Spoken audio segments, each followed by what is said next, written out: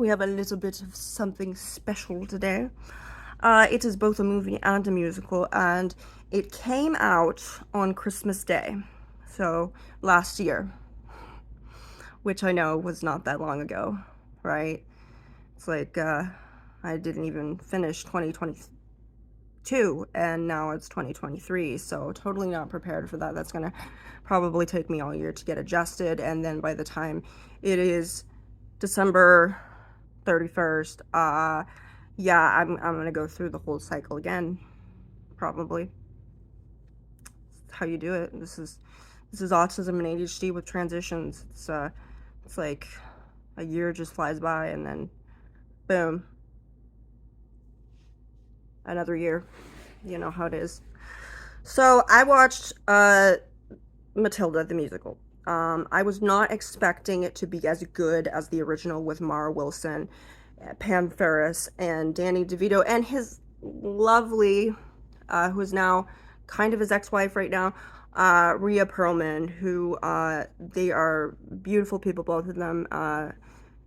Fun fact: Mara Wilson was in the middle of a very tumultuous divorce at the time, and she really didn't have a place to go, and she probably would have could have stayed with her dad or stayed with her mom, but you know how divorces are. You move out, you do those things, and there's a lot of changes involved with a divorce, and so it wasn't really um, ideal for her to be going back and forth. So there had to be a place for her to stay. And Danny DeVito said to Mara Wilson, who played Matilda, said, "You can stay with me and my wife." And so they raised her for about a year, and it was lovely. It was lovely. They were such a kind and loving couple, and they adored her, and I believe they still do. Uh, Danny still adores Mara to this day. Thinks that she's gorgeous, and probably sees her as a daughter. And I hope they've kept in contact. So, but this movie, this is fun fact. So originally, Mrs. Trunchbull was supposed to be played by Ralph Fiennes, who we know as Lord Voldemort in Harry Potter, the English Patient. We love him. We love. I do, at least. Um, and he somehow went off board. Mrs. Honey was supposed to be played by Anne Hathaway, but Anne Hathaway figured that she had some other movies that she was doing at the time, because she's a busy lady, and she said that it probably would be best if a British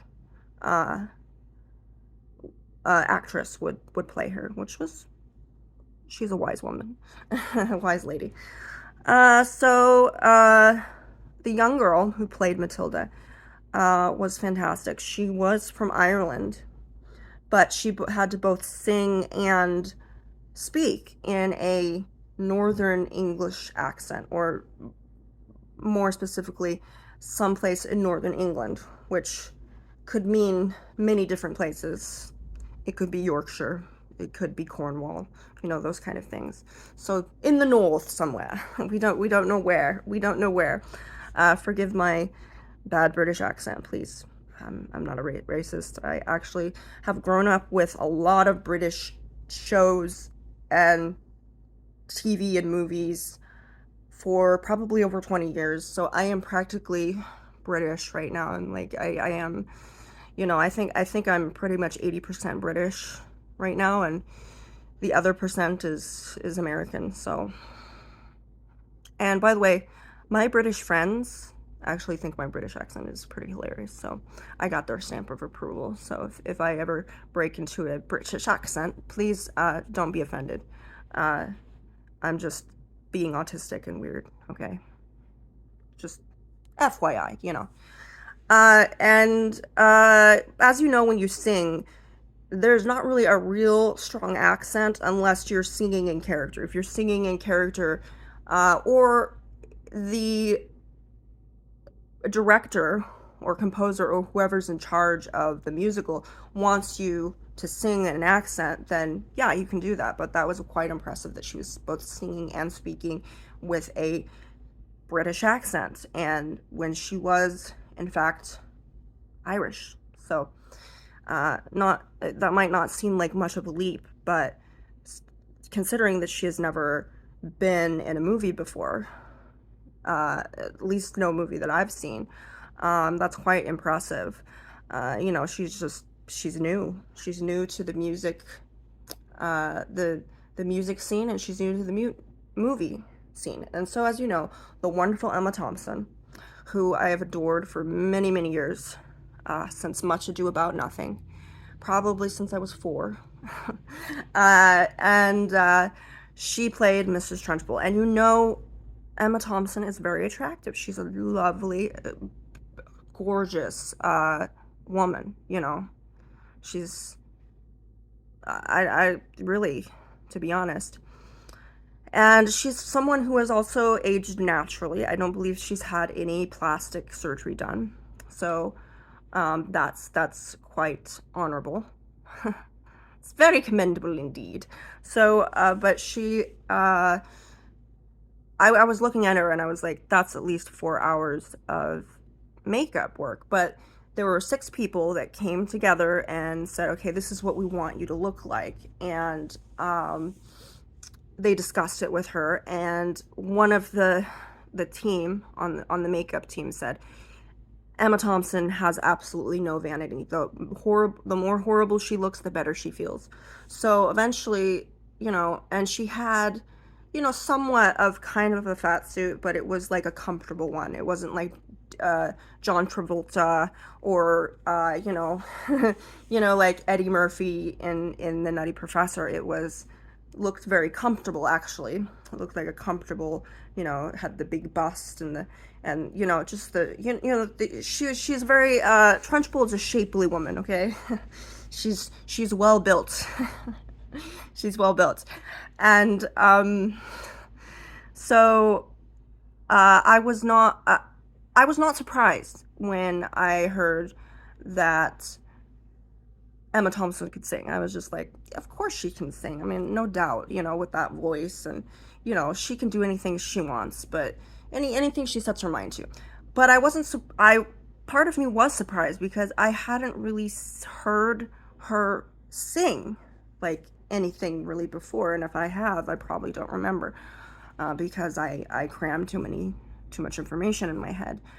And so besides that, I was not expecting her to be Broadway material. I was expecting her to be quaint and kind of a Helena Bonham Carter quirkiness, because she's quirky and spunky.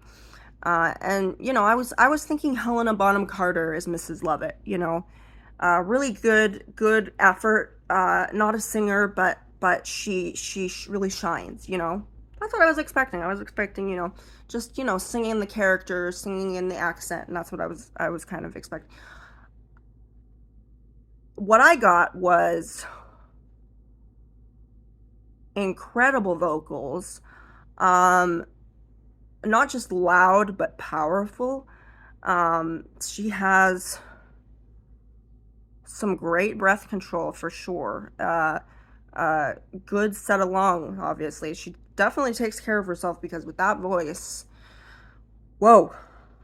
And she starts off as being, kind of quirky and quaint.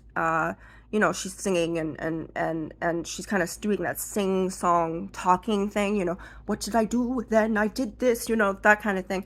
And I was like, oh, this is nice, this is cool. And if this is as good as it gets, then that's awesome.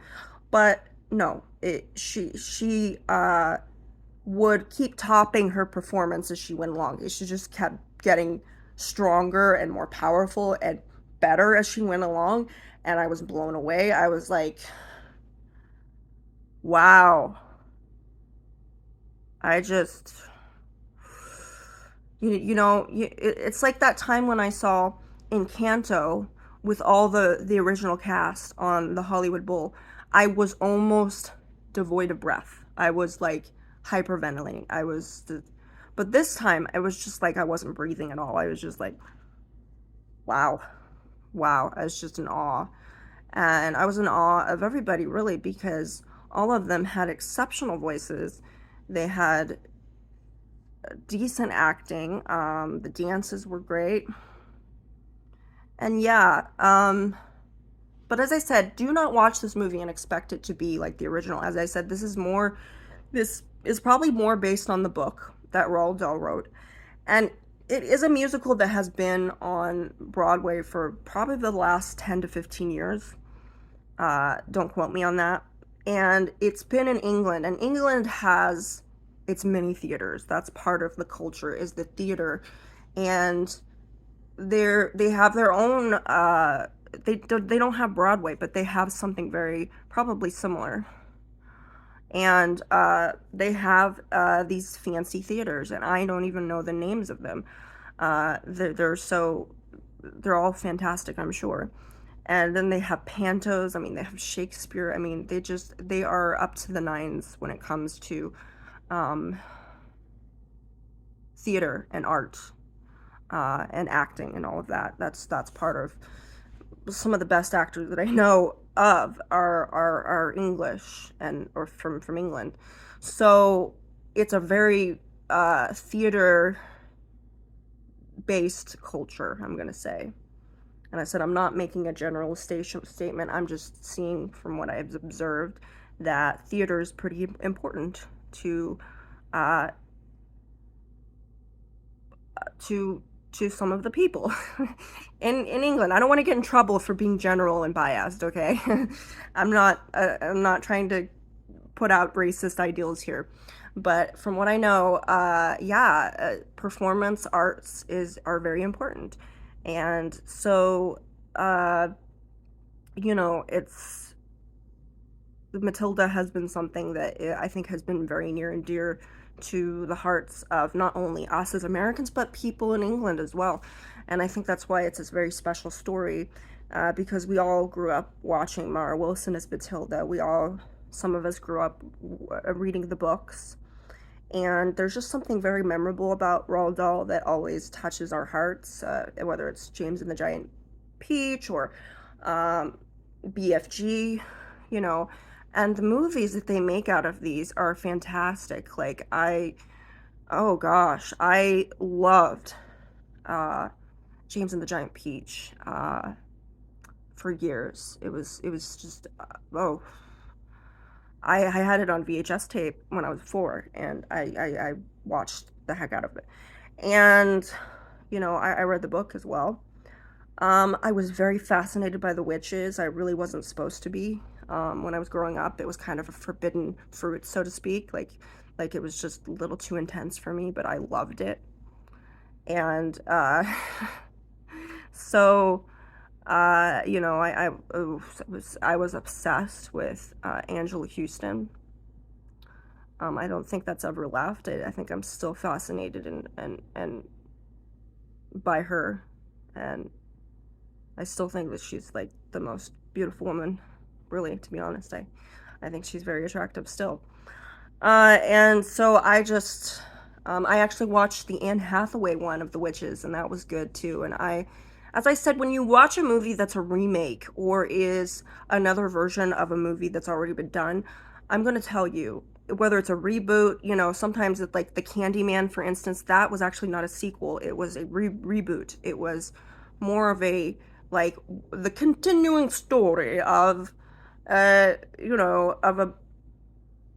Cabrini Green that went to the dogs. It's like the continuing story of the boy that lived, essentially, and what happened to him.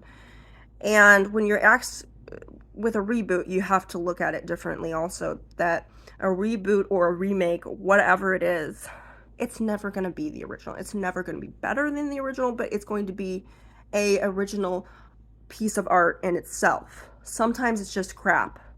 You can't sell crap and expect it to be art. But sometimes you get something that is very unique and very original in its own right. And it really does have, something. It is very it's unique and it's original. And so I'm going to tell you this, you're going to have to view this as something completely new. It's a completely new experience. It's maybe if this makes more sense to you and you're a science fiction nerd, think of this as Matilda in a different reality, in an alternate reality, okay? Let's say at this alternate reality people sing and they're British rather than American. Okay? So let's go with that. You know, that way you're not expecting it to be something that is going to be better than Mara Wilson's Matilda. It's not going to be better.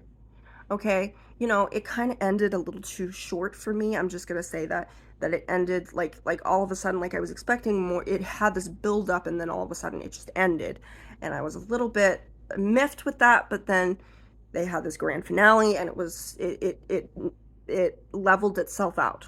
So there was enough balance there. It was good. I thought it was a fantastic film. Okay, I don't really have anything negative to say about it, except that incredible talent was put into this, and it's so unusual because in this day and age, when you think of vaudeville or you think of performing arts, you don't necessarily think children. You think, oh, there's an occasional child in Les Mis, or there might be an occasional child in Mary Poppins. It's one of those things.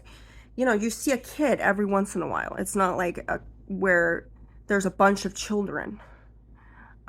Maybe Oliver might have been the last one that had lots of children. But even then, it's so unusual to me to think children as being great performers, and I know no doubt that they are great performers. But it's a very strenuous and it's hard work, and to have a child do that is amazing. And there's people that argue that say, yeah, they shouldn't be in an adult world. They shouldn't be in movies. They shouldn't be on stage and that kind of thing. But for some children, it does work. It works. It's very strenuous. It's very tumultuous and stressful. And um, it's difficult for a lot of directors and producers because, as you know, children don't have as much time. You have only a few hours than, say, an adult. And I don't know how the laws are in England, but I'm sure they have laws there too. But in this country, in America, where I live, uh, uh, across the pond, where the colonies are, they're not colonies anymore, they're states. So we have laws that say you can only have a child for so many hours. And I think that applies for the stage as well, because the acting guild is one of the things. You have your little card that says, I'm part of this guild. I am to be paid this much for these many hours, and that's very important. And the reason is because I think children in the past, they were quite overused. Were times in vaudeville where they would work children to the bone, literally. If you're thinking back to Judy Garland's era, where yeah, Judy Garland's mother gave her Adderall so that she could like work 24/7, you know and she was like 7. She was 7 years old. Not that I can judge. I you know Not that I can judge, but it's one of those things. uh yeah. So uh yeah, it's one of those things. I can't really judge people because I took Adderall when I was 4. So, but that was for different reasons. That was because I had ADHD. So yeah. So anyway, so yeah, I think there are these laws that protect children from being abused and being mistreated and overworked, because we have a history of factories. And yeah, child slavery isn't really looked very highly It's not looked as being very good thing in this day and era. It's still done in some countries, a lot of countries actually, and it's a shame because children should be able to grow up, and that's one of the reasons that I think a lot of people object to children acting and being on stage is because it's work. It's work. It's a literal job, and that kids should just be able to just grow up, you know. And I agree with that point of view, but I also agree with the point of view that uh, some of these children do excel under that pressure. They do really well, and they enjoy it. And it's not so much work for them. It's a joy, you know. And if that's something that their parents haven't forced them into, and they haven't like been pushed into this world of theater or movies or TV, then I think that's fine. But then that's just my opinion. You are entitled to your opinion. You can disagree with me.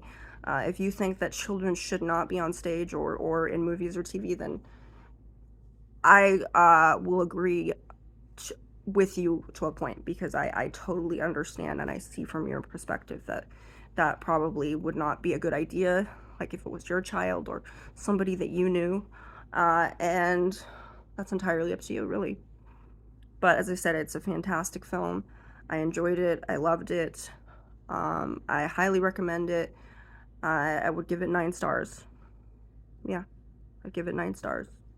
9 out of 10. Why not 10 out of 10? Why not just 100%? Well, as I said, it ended a little too abruptly for my liking. You know, it just ended. It was just like, okay, let's hurry it up. Okay, boom, you know, let's just wrap this up now. And it just ended. And I was just like, well, you know, the finale made it worth it, but I was kind of like, kind of expecting it to be a little bit more of a dramatic, you know, ending. But I guess the finale was the dramatic ending, so I didn't really catch that. But that's the only problem that I saw with it, and there was nothing else that I saw that was problematic to me. So I hope this was insightful and helpful to you. And I'm sorry for being weird and random. Sorry, but not sorry.